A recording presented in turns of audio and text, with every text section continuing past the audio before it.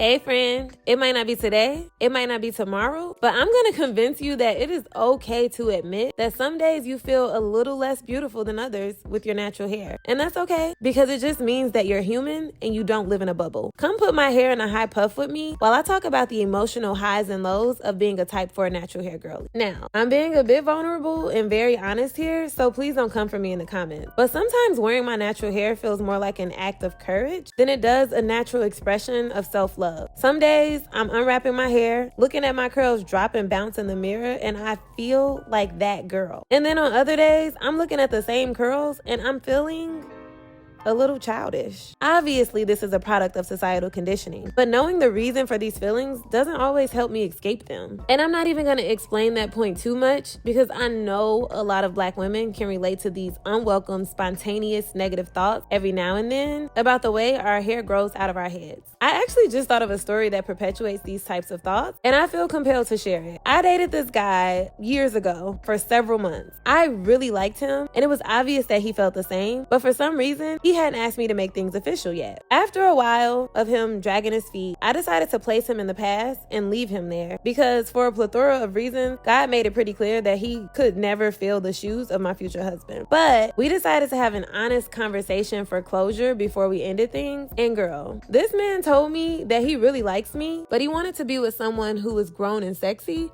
And I came across like a little girl with my puff. He said it would be nice if I straightened my hair or, quote, wore more high buns. Obviously, my external response to him was, yuck!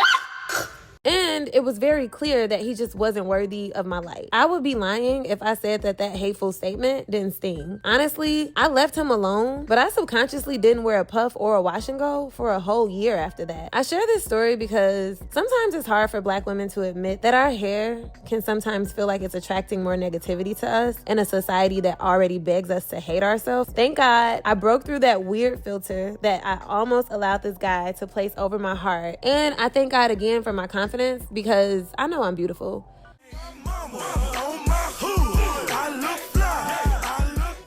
But really, I just want to encourage you to leave space for grace towards yourself when you're not really feeling your hair. Acknowledging or even just allowing ourselves sometimes to feel the weight of those heavy societal constructs associated with our hair does not mean that we don't love ourselves. Maybe it just means that we're human. Side note, anytime I'm feeling down, I can always count on my number one girl to cheer me up. Hey, mommy. But anyway, keep loving on yourself. You deserve it. I'll see you next time. Bye, girl.